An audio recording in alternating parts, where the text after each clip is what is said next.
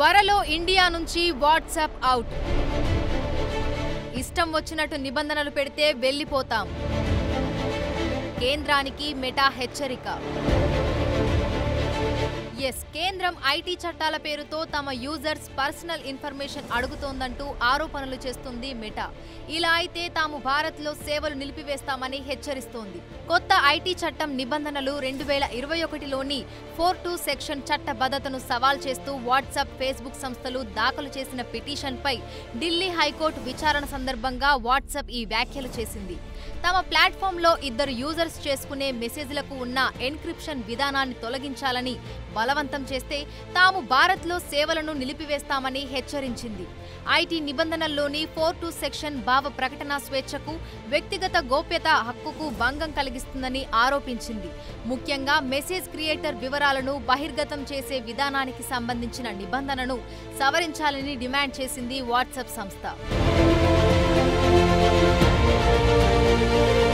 WhatsApp ప్లాట్ఫామ్లో ఇద్దరు వ్యక్తుల మధ్య జరిగే సంభాషణలన్నీ ఎన్క్రిప్ట్ అవుతాయి. వాటిని మరో వ్యక్తి కానీ, సంస్థ కానీ చదవడానికి వీల్లేకుండా ఈ విధానం ఉంటుంది.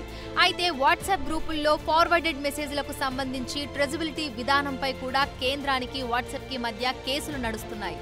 ఈ క్రమంలోనే కొత్త ఐటీ చట్టాన్ని సవాల్ చేస్తూ వాట్సాప్, ఫేస్బుక్ సంస్థలు న్యాయస్థానాన్ని ఆశ్రయించాయి. తమ ప్లాట్ఫామ్లో మెసేజ్ల భద్రత కోసం ఎండ్ టు ఎండ్ ఎన్క్రిప్షన్ విధానాన్ని అవలంబిస్తున్నామని, ఆ గోప్యత ఉన్నందువల్లే కోట్లాది మంది యూజర్లు వినియోగిస్తున్నారని తెలిపింది.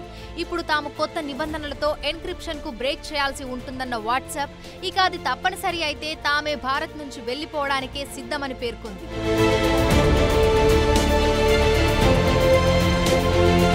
ఒకవేళ కేంద్రం కోరుతున్నట్టు ఎన్క్రిప్షన్ విధానాన్ని తీసేస్తే ఇద్దరు వ్యక్తుల మధ్య సంభాషణను ఎవరైనా చదవగలిగే వీలుంటుంది.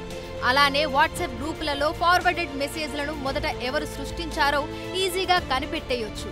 అందుకే కొత్త ఐటీ చట్టం వ్యక్తుల గోప్యతకు వ్యతిరేకం, రాజ్యాంగ విరుద్ధమంటూ సోషల్ మీడియా సంస్థలు గగ్గోలు పెడుతున్నాయి. తమతో ఎలాంటి సంప్రదింపులు జరపకుండానే దీన్ని ప్రవేశపెట్టారని ఆరోపిస్తున్నాయి. కొత్త చట్టం వల్ల తాము కోట్లాది మెసేజ్లను కొన్నేళ్ల పాటు భద్రపరచాల్సి ఉంటుందని, ఇలాంటి నిబంధన ప్రపంచంలో మరెక్కడా లేదని చెప్తున్నాయి. ఫిబ్రవరి 2021లో కొత్త ఐటీ నిబంధనలను కేంద్ర ప్రభుత్వం అమల్లోకి తెచ్చిన విషయం తెలిసింది. ఫేస్బుక్, ఇన్స్టాగ్రామ్, వాట్సాప్, ట్విట్టర్ లాంటి సోషల్ మీడియా ప్లాట్ఫామ్స్ వీటిని తప్పనిసరిగా పాటించాలని స్పష్టం చేసింది. అయితే ఈ నిబంధనలను సామాజిక మాధ్యమ సంస్థలు తీవ్రంగా వ్యతిరేకిస్తున్నాయి. ఈ వ్యవహారంపై దేశవ్యాప్తంగా వివిధ హైకోర్టుల్లో పలు పిటిషన్లు పెండింగ్లో ఉన్నాయి. ఇటీవల వీటన్నింటినీ ఢిల్లీ హైకోర్టుకు సుప్రీంకోర్టు బదిలీ చేసింది.